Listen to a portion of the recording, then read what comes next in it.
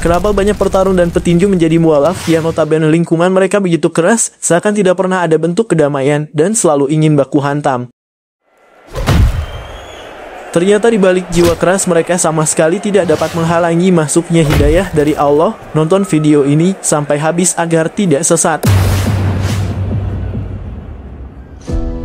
Kisah berikut dikutip dari kanal YouTube Catatan Ringan.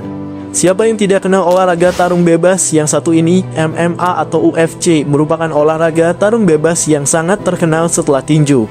Dari olahraga tersebut banyak melahir para petarung-petarung hebat dunia. Salah satunya yang paling terkenal dan tidak terkalahkan, Khabib Nurmagomedov. Lalu disusul Islam Makhachev merupakan petarung yang berasal dari perguruan yang sama dan juga mereka berasal dari Republik Dagestan, Rusia. Keislaman mereka sudah tidak heran, karena latar belakang mereka sudah mengenal Islam sejak lahir. Hal ini tentu berbeda bagi para petarung lain yang sebelumnya tidak mengenal Islam, tapi setelah berkarir di dunia tarung bebas justru mereka dapat menerima Islam dengan begitu tulus dan tanpa paksaan. Sebut saja salah satunya Andrew Tate, mantan atlet kickboxer yang telah meraih juara dunia 4 kali dan kini sudah memeluk agama Islam sejak tahun 2022. Lalu ada lagi Kevin Lee, merupakan seorang mantan petarung Ultimate Fighting Championship atau UFC yang memutuskan untuk mualaf pada Oktober 2021 lalu. Kemudian ada Said Souma, ia merupakan petarung MMA yang memilih jalan hidup sebagai seorang mualaf. Dirinya mengaku sejak masa sekolah sudah mempelajari berbagai agama, namun tidak mengerti tentang Islam hingga dirinya bertemu Muhammad Ali.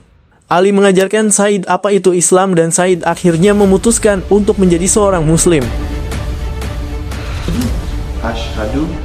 Selanjutnya, Wilhelm Out. Ia dikenal sebagai petarung MMA yang memutuskan untuk menjadi mualaf dan mengubah namanya menjadi Khalid. Khalid sendiri resmi menjadi mualaf sejak 16 April 2022 silam.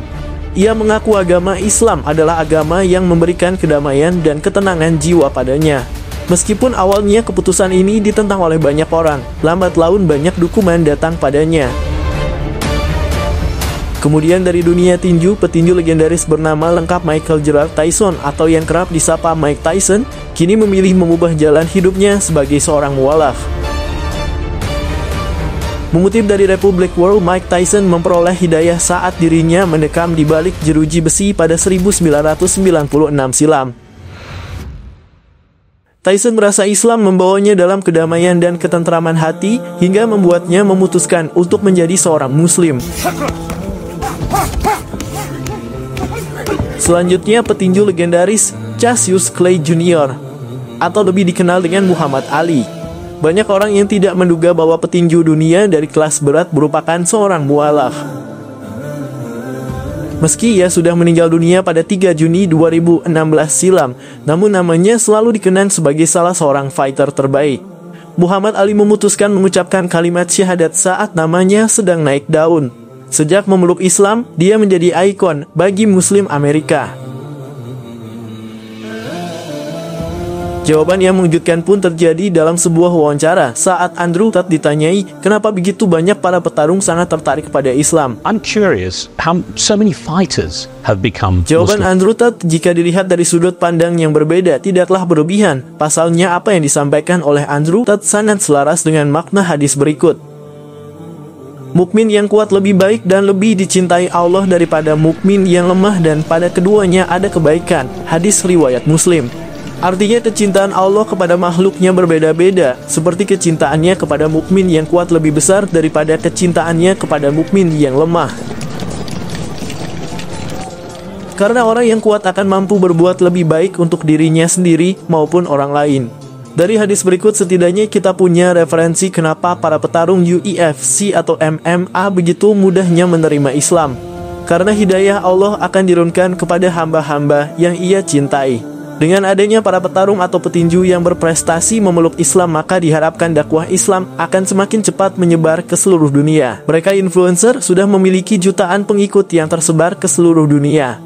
Artinya, apapun yang mereka lakukan tentunya memiliki pengaruh yang besar. Setidaknya jika mereka memiliki follower 1 juta, berarti orang-orang di luar sana kemungkinan besar akan mengenal Islam dan bahkan bisa saja membuat mereka untuk mempelajari Islam lebih dalam. Hal ini juga dulu pernah terjadi pada masa Rasulullah membawa agama Islam. Tidak sedikit dari kalangan kaum kafir yang jadi mualaf, seperti Umar bin Khattab, Abu Bakar, Khalid bin Walid, dan Abu Sufyan. Semua sahabat Nabi itu memiliki pengaruh besar pada masanya. Sebut saja Umar bin Khattab yang konon katanya jangankan manusia, setan sekalipun takut berhadapan dengan sahabat yang satu ini. I'm curious how so many fighters have become Muslims. Muhammad Ali, Cassius Clay the first one, Mike Tyson, and there's a whole list actually. Why do you think fighters become Muslim? Because it's a warrior's mindset, Islam. Islam understands the brutal realities of life, and the brutal realities of life as a man is constant and never-ending war.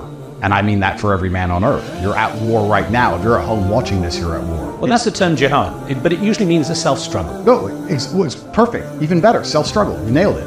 That's what I was about to say with war. Getting to your job and back without losing your temper in the commute is war. Taking care of your family is war. Raising your children despite the government propaganda being injected into their ear is war. Maintaining a healthy body and mind is constantly war. Paying your bills is war. Life as a man is war. And when you're truly a warrior, in your heart and in your soul and in your actions, and you understand how important God is, you're going to end up believing in Islam. You're going to end up being a Muslim. Dengan adanya bukti seperti itu, dengan apa yang disampaikan oleh Andrew Tate, ada benarnya Islam itu memiliki pola pikir ksatria sejati. Islam begitu memahami konsep kehidupan yang penuh perjuangan, apalagi bagi seorang laki-laki. Karena dalam Islam laki-laki itu merupakan seorang pemimpin. Pemimpin dalam arti luas haruslah kuat dan tahan banting untuk berjuang dan memperjuangkan keluarganya, baik itu secara agama maupun secara ekonomi. Lebih-lebih keadaan dunia saat ini, semua pria di belahan bumi manapun sedang menghadapi perang atau perjuangan. Bahkan bagi seorang pria yang saat ini sedang nonton video ini, sebenarnya mereka sedang dalam peperangan. Perang yang dimaksud tidak selalu harus angkat senjata. Bagi mereka yang sedang bekerja mencari nafkah untuk keluarganya, pada dasarnya mereka sedang berperang untuk membebaskan keluarganya dari kemiskinan. Dan bagi mereka yang ada di kampus saat ini juga sedang dalam berperang agar mereka tidak tertindas oleh kebodohan. Dan jika kita mampu berperang demi semua itu, maka dalam Islam ia akan disebut sebagai laki-laki sejati dan seorang ksatria. Dan jiwa bagi seorang ksatria selalu akan melakukan semua itu sebagai bentuk ibadah kepada Allah, sehingga ia tidak akan pantang menyerah dan putus asa dalam setiap perjuangan. Maka dari itu bagi Andrew Tate tidaklah heran jika banyak para petarung MMA dan tinju lebih memilih Islam sebagai jalan hidup. Anggapan yang selama ini melekat pada sebagian orang, bahwa dunia tinju atau tarung bebas sangat identik dengan arogansi dan kekerasan. Ternyata di balik kerasnya dunia tarung semakin banyak membawa mereka kepada ajaran Islam. Bukti tersebut membuat saya teringat dengan satu kalimat dalam bahasa Latin yang berbunyi mens sana in corpore sano, yang artinya adalah di dalam tubuh yang sehat terdapat jiwa yang sehat. Maksudnya jika tubuh seseorang sehat dan bugar, maka jiwanya akan ikut sehat juga. Karena pada dasarnya tubuh manusia tidak hanya berwujud fisik, tetapi juga ada roh yang membuat hidup menjadi lengkap saling mengisi.